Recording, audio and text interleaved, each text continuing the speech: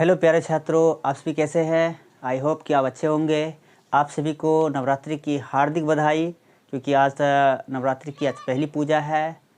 आप जितने भी लोग नवरात्र करते होंगे उन सभी को विशेष रूप से बहुत बहुत बधाई। माता रानी आप सभी को सुखी और संपन्न रखे, निरोग रखे, स्वस्थ रखे और आपको अपने जीवन में आगे बढ़ने के लिए काफ़ी प्रेरणा मिले। आज हम लोग जो बात करेंगे वो होगा सिमिलर फिगर्स पर, मतलब समरूप आकृति। हम लोग उसी के बारे में स्पष्ट रूप से हम लोग क्या करेंगे, चर्चा करेंगे और देखते हैं कि किसी भी सिमिलर फिगर को हम लोग कैसे पहचानेंगे। ठीक है, तो आज इसी पर हम लोग क्या करेंगे, पूरे विस्तृत रूप से क्या करेंगे, बारीकी से हम लोग चर्चा करेंगे, है ना। तो आइए, जितने भी 10th क्लास के स्टूडेंट हैं या 11th के हैं, 12th के हैं या 10 से लोअर क्लासेस के हैं, वे सभी हमारे इस यूट्यूब चैनल से कनेक्ट हो जाइए, ताकि आपको हर तरह के टॉपिक जो मैथ से रिलेटेड जितनी भी कॉन्सेप्ट थ्योरी होंगे वो आप तक हम इजीली पहुंचाएंगे। तो हम लोग आज बात करेंगे introduction of similar figures. Similar figures क्या होता है? सिमिलर का मतलब होता है समरूप। क्या होता है? सिमिलर फिगर्स का मीनिंग होता है समरूप। समरूप आकृति। आकृति का मतलब क्या होता है? एनी शेप ऑफ ज्योमेट्री, है ना। समरूप का मीनिंग होता है सम, जो रूप। रूप। सम का मतलब होता है समान। यहाँ पे सम का मतलब बराबर नहीं होगा, सम का मतलब होगा समान, एज लाइक। As like. और रूप का अर्थ होगा आकार। आकार, ठीक है, मतलब शेप। मतलब जिसका रूप क्या हो, समान हो। समान आकार वाले जितने भी आकृति होंगे वे सभी क्या होंगे, समरूप होंगे। कंडीशन बस इतना ही है कि समरूप आकृति में क्या होते हैं कि उसके जो संगत पार्ट्स होते हैं वो बराबर नहीं होते हैं। ठीक है, जो कॉरस्पॉन्डेंस पार्ट होते हैं वो बराबर नहीं होते हैं। आज हम उसी पर ज़्यादा चर्चा करेंगे। सम का मतलब होता है समान, क्योंकि सम का मतलब बराबर भी होता है, लेकिन बराबर का प्रयोग हम लोग कहाँ करते हैं, सर्वंसम के लिए, कॉन्ग्रुएंट फिगर के लिए हम लोग करते हैं, है ना। अपने 9th क्लास में पढ़े होंगे, है ना, कॉन्ग्रुएंट फिगर्स। तो वहाँ पे हम लोग देखे होंगे कि समान का अर्थ क्या होता है, एक बराबर होता है, क्योंकि समान का दो अर्थ होता है, समान और बराबर। लेकिन यहाँ पे जो हम लोग उपयोग करेंगे वो इसका करेंगे, समान, एज लाइक। एज मतलब मेरे जैसा, है ना। मेरे जैसा जो आकृति होगा वो आकृति क्या होगा, समान होगा। हम उसी पर चर्चा करेंगे आज हम लोग। ठीक है, इसको थोड़ा सा हम इरेज कर देते हैं। तो सबसे पहली बात यह है कि समरूप आकृति क्या होता है, मतलब सिमिलर फिगर्स क्या होता है।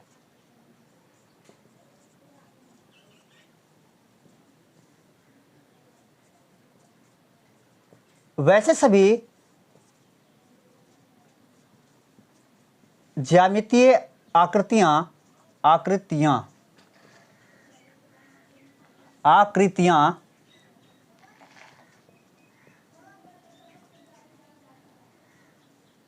जिसके रूप समान हो किंतु माप समान ना हो, उन सभी आकृतियों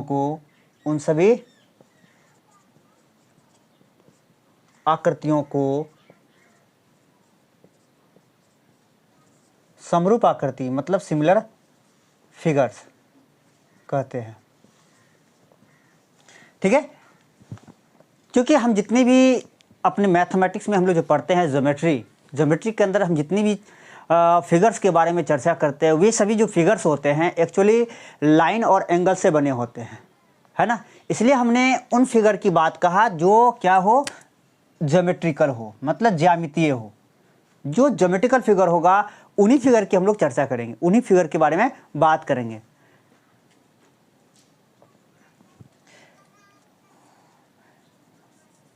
जैसे हम एग्जांपल ले सकते हैं, जैसे एग्जांपल लेते हैं, हमारे पास दो फिगर हैं, ट्रायंगल ए बी और सी। ये दो, एक ट्रायंगल है ए बी सी और एक ट्रायंगल और भी है जिसका नाम है पी क्यू आर। आप इसको देख सकते हैं क्लियर, ये दोनों आकार में क्या है, छोटे हैं, है ना।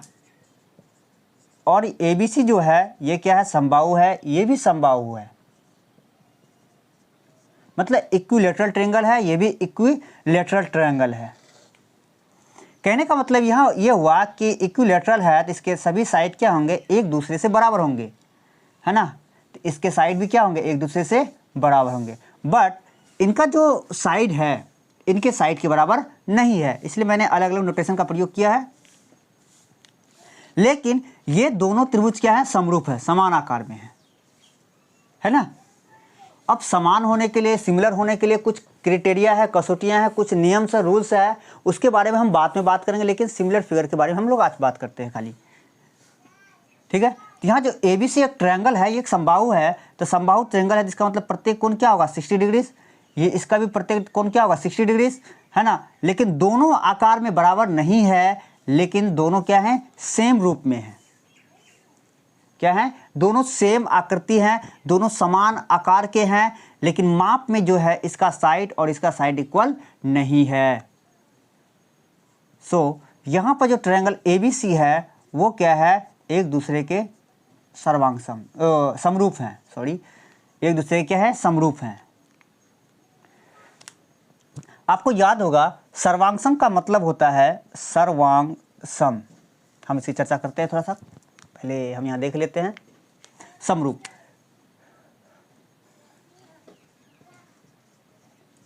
समरूप को प्रायः कर्वलाइन से सूचित करते हैं,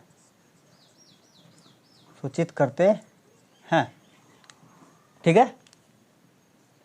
यहाँ नहीं लिख करके हम क्या करते हैं, बस जस्ट उसी के नीचे प्रायः इतना से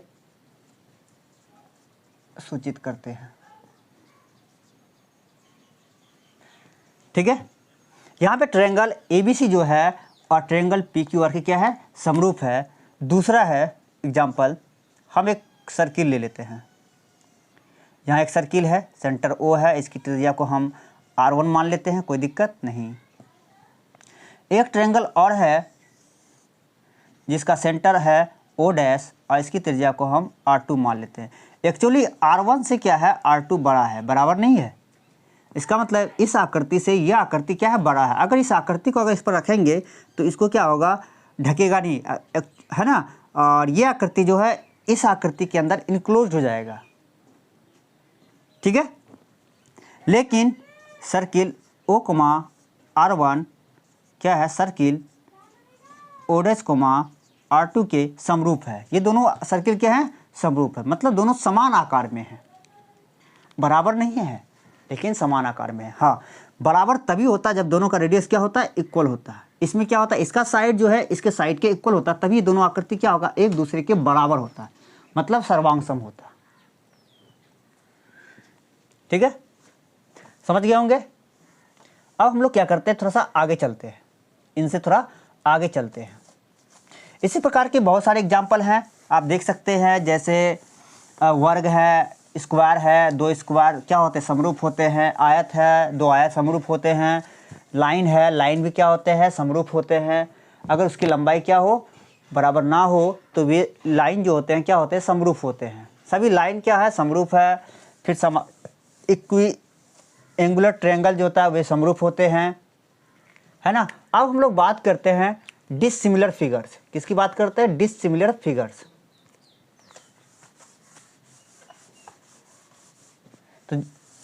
तो वाजिब सी बात है सिंपली कि जो आकृति सिमिलर नहीं है वो क्या होंगे, डिसिमिलर होंगे। डिसिमिलर फिगर्स मतलब असमरूप आकृति। वैसे सभी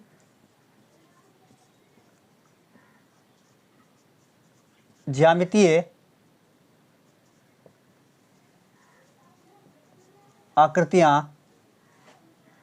वैसे सभी ज्यामितीय आकृतियां जो समरूप मतलब सिमिलर नहीं है, समरूप नहीं है, वे डिसिमिलर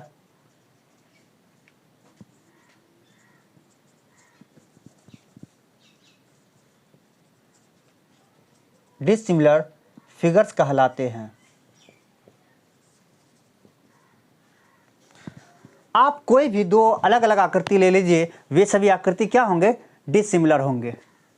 जैसे एग्जाम्पल की हम बात करते हैं, जैसे एक हमने क्या किया, ट्रायंगल ले लिया, एक ये ट्रायंगल है ABC, तो इसके बस एक अपोजिट में क्या करते हैं, दूसरा ले लेते हैं। हमने यहाँ पे एक स्क्वायर ले लिया। ये सभी क्या हैं, डिसिमिलर के क्या हैं, एग्जाम्पल्स हैं। ये वर्ग है और दोनों आकृति एक दूसरे से क्या है, डिफरेंट है। दूसरा एग्जाम्पल हम लोग ले सकते हैं, एक सर्किल है ना, और इसके कोरस्पोंडेंस हम क्या करते हैं, एक ट्रायंगल ABC ले लेते हैं। तो ये दोनों आकृति भी क्या डिसिमिलर है, किसी भी एंगल से, किसी भी तरीके से ये दोनों आकृति क्या है, सेम रूप में नहीं है। ऐसे आपको बहुत सारे उदाहरण मिल जाएंगे। आप आयत वर्ग ले लीजिए, है ना, आप अलग अलग जो आकृतियां हैं, जैसे आप सर्किल और वर्ग ले लीजिए। इस प्रकार से आपको क्या मिलेंगे, मतलब असमरूप आकृतियां मिलेंगे, डिसिमिलर मिलेंगे, जो एक दूसरे के सेम मतलब समरूप नहीं है।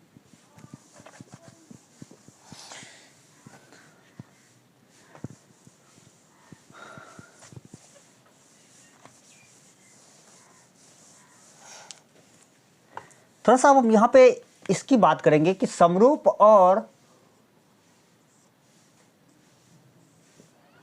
सर्वांगसम में क्या अंतर होता है, हम इसकी चर्चा करेंगे थोड़ा सा। सर्वांगसम, समरूप मतलब ये दो शब्द से मिलकर बना है, सम जो रूप, जिसका रूप हो समान। क्या हो, जिसका रूप मतलब होता आकार, रूप मतलब होता जिसका रूप हो समान। ठीक है, यहाँ पे सर्वांगसम जो शब्द बना है, ये सर्व, दूसरा है अंग, तीसरा है सम। सर्व व अंग सम। यहाँ सर्व का मतलब होता है सभी, अंग का मतलब होता है हिस्सा या पार्ट, हिस्सा या भाग, और यहाँ पे सम का मतलब हो जाएगा बराबर। क्या होगा, बराबर। कहने का मतलब यहां पर हो गया जिसका सभी भाग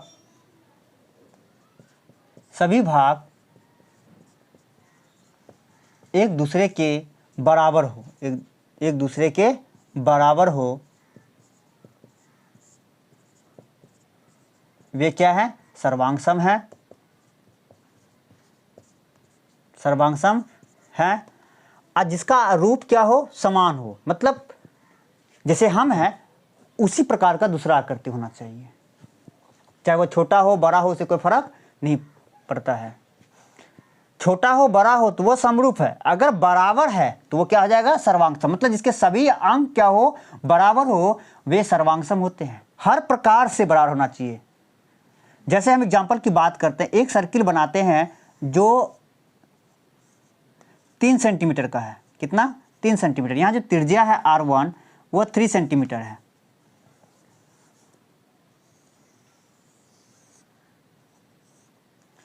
हम 3 सेंटीमीटर त्रिज्या से एक सर्किल बनाए, ठीक है। एक सर्किल और हमने बनाया इसके बगल में, उसकी भी त्रिज्या कितनी है, 3 सेंटीमीटर। उसका सेंटर क्या है, O डैश है। जरा सा अब बताइए कि दोनों की त्रिज्या यहाँ पर क्या है, R1 बराबर क्या है, R2 है। इसका मतलब ये हुआ कि सर्किल O, R1 क्या है, सर्किल O डैश, R2 के सर्वांगसम है। मतलब कि ये है कि इस आकृति को उठा के अगर हम इस आकृति के ऊपर रखेंगे तो ये दोनों आकृति एक दूसरे को क्या करेगा, पूरी तरह से ढक लेगा, क्लोज हो जाएगा, एक दूसरे को पूरी तरह से क्या करेगा, कवर कर लेगा। ठीक है,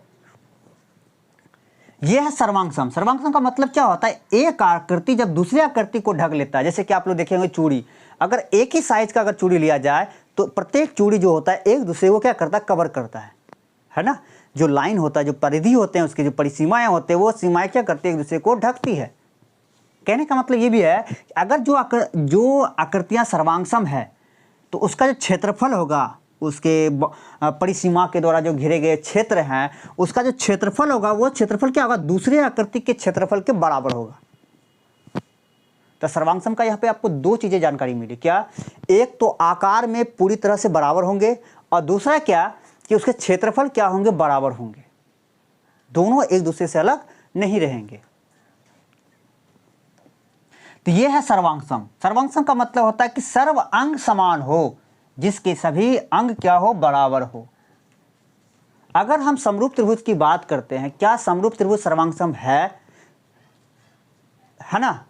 तो समरूप त्रिभुज तभी सर्वांगसम हो सकता है जब उसका प्रत्येक हिस्सा जो होता है दूसरे त्रिभुज के बराबर होना चाहिए।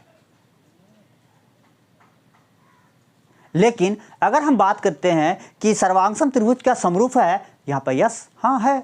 क्यों? क्योंकि समरूप होने के लिए आकार समान होना चाहिए। माप बराबर हो या ना हो उससे कोई फर्क नहीं पड़ता है समरूप को। इसलिए प्रत्येक सर्वांगसम आकृति जो होते हैं वह समरूप होते हैं, और जो समरूप आकृति होते हैं वो सर्वांगसम नहीं होते हैं।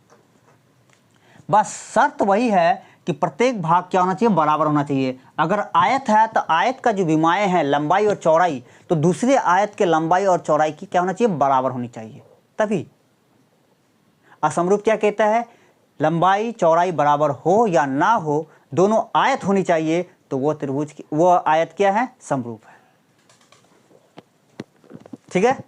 तो वैसे जिसका रूप हो समान, मतलब समान रूप का होना चाहिए, जिनके आकार क्या हो, एक जैसे हो। जैसे एग्जांपल की हम बात करते हैं, ये सर्किल ले लेते हैं।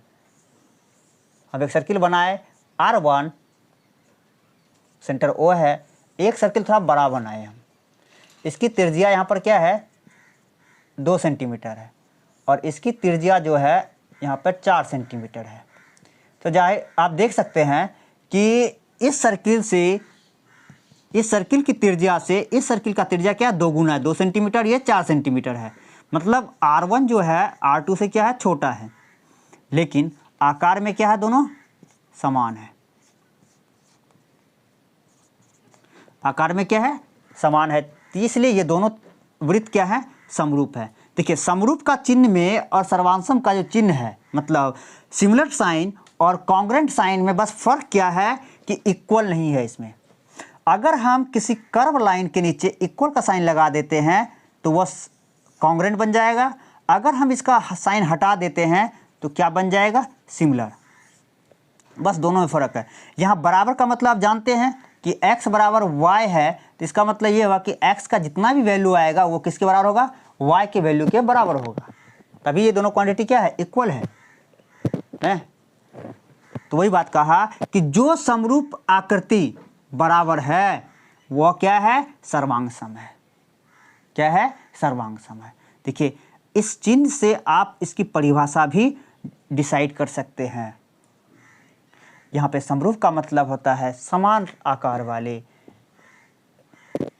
तो इस प्रकार से आप समरूप और मतलब सिमिलर फिगर्स, इसको सिमिलर फिगर्स कहते हैं, सिमिलर, और ये कॉन्ग्रुएंट, है ना। तो सिमिलर और कॉन्ग्रुएंट के बीच क्या डिफरेंस है आप अच्छे से समझ गए होंगे। तो यहाँ तक था क्या, किसी समरूप आकृति के बारे में क्या कंडीशन है ना। तो आइए हम लोग अब आगे थोड़ा चलते हैं कि किसी भी बहुभुज को समरूप होने के लिए क्या होना जरूरी है। कहने का मतलब ये हुआ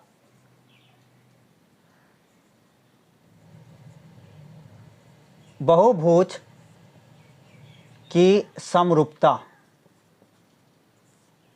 अगर हम इसको इंग्लिश में ट्रांसलेट करें तो क्या होगा,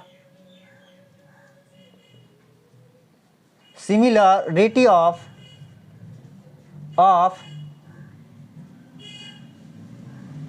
पॉलीगॉन्स ठीक है, ऑफ पॉलीगॉन्स, ये हम लोग देखते हैं। बहुभुज की समरूपता क्या है ना, हम इसके बारे में जानेंगे। सिमिलरिटी ऑफ पॉलीगॉन्स क्या है, मतलब कौन पॉलीगॉन जो है सिमिलर है, हम उसके बारे में देखते हैं। अच्छा, सबसे पहली बात आपको पॉलीगॉन्स के बारे में पता होगा। बहु मतलब जिसका अनेक भुजा हो, जिसकी भुजाएं क्या हो, अनेक हो। लेकिन जितने भी पॉलीगॉन्स हैं वे सभी क्लोज फिगर होते हैं, बंद आकृति होते हैं। अगर आपको एक साइड से कोई फिगर बनाने के लिए कहा जाए तो आप नहीं बना पाएंगे। अगर हम आपको एक साइड से कोई फिगर नहीं बनेगा, अगर आपको हम दो साइड देंगे तो आपका क्या बनेगा, एंगल बनेगा, लेकिन ये क्लोज फिगर नहीं बनेगा। लेकिन जैसे ही हम आपको तीन साइड देंगे तो आप उससे आप क्या बना सकते हैं, त्रिभुज बना सकते हैं। कहने का मतलब कि बहुभुज का जो सबसे छोटा मेंबर्स होता है, जो एलिमेंट्स होता है, जो सदस्य होता है, अवयव होता है, वो क्या होता है, ट्रायंगल होता है। क्या होता है, ट्रायंगल, ठीक है। और सबसे बड़ा की अगर हम बात करें तो सर्किल को अनंत भुजाओं का सम माना गया है, सम ऑफ एनथ साइड्स ऑफ, समझे। तो ये सबसे बड़ा बहुभुज है सर्किल। इसमें इन्फिनाइट क्या है, साइड है, इन्फिनाइट साइड का क्या है, संयोजन है, ठीक है। तो इसका मतलब ये हुआ कि बहुभुज जो होता है एक बंद आकृति होता है, क्लोज फिगर होता है। तो यहां पर कहा गया है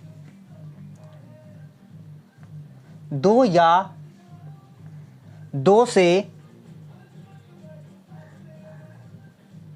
अधिक बहुभुज,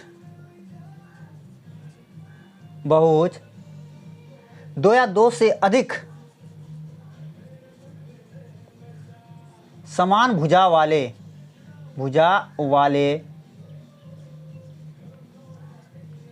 बहुभुज तब समरूप कहे जाते हैं जब डैश, सबसे पहली बात, जब उनके सभी संगत कोण मतलब कॉरस्पॉन्डेंट एंगल, संगत कोण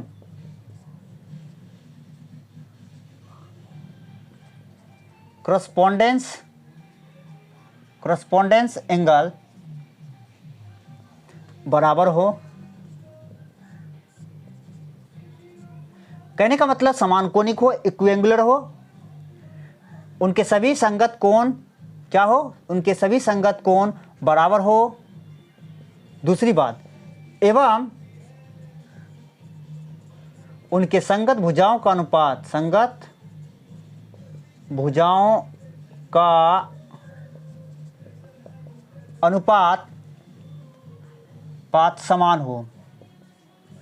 समान हो,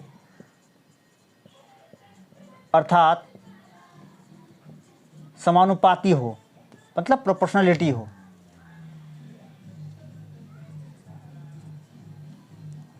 अर्थात समान कोणिक हो, क्या हो, समान कोणिक हो।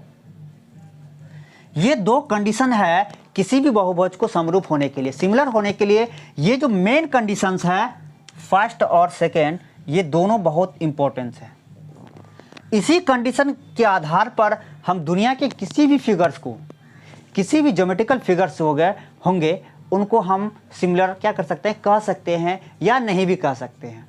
इसके आधार पर क्या होना चाहिए कि दो या दो से अधिक समान भुजा वाले। मैंने कहा कि सर समान क्यों बोले आप, समान भुजा क्यों बोले, समान भुजा मैंने आपको पहले भी पढ़ा चुका हूँ, अभी जस्ट हम पहले पढ़ाते हुए आए क्या कि अगर दो ज्योमेट्रिकल फिगर अलग अलग हो, एक 3 साइड का हो और दूसरा क्या हो 4 साइड का हो, तो दोनों फिगर क्या हो जाएंगे, डिफरेंस हो जाएंगे, मतलब वो समरूप कदापि नहीं हो सकता है, वह असमरूप होगा, डिसिमिलर होंगे, है ना। इसलिए मैंने कहा समान साइड वाले होना चाहिए, उनके साइडों की जो संख्या है, नंबर ऑफ साइड जो होने चाहिए वो क्या होना चाहिए, सेम होना चाहिए, तभी वो क्या होगा, सिमिलर फिगर्स होगा, है ना, तभी वो कंडीशन को फॉलो भी कर सकता है।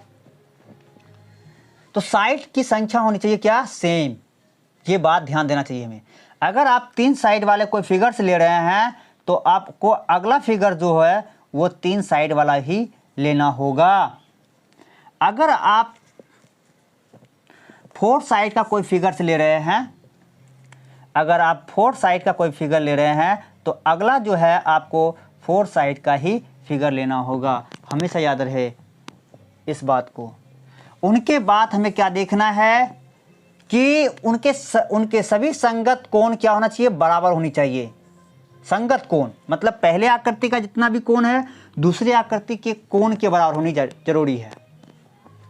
एवं उनकी संगत जो भुजाओं का जो अनुपात होगा, जो संगत भुजा होंगे उनका जो अनुपात होगा वो क्या होना चाहिए, समान होना चाहिए। यहाँ पे समान का मतलब क्या है, बराबर। क्या है, बराबर होनी चाहिए, अर्थात समानुपातिक हो, प्रोपोर्शनलिटी हो, है ना।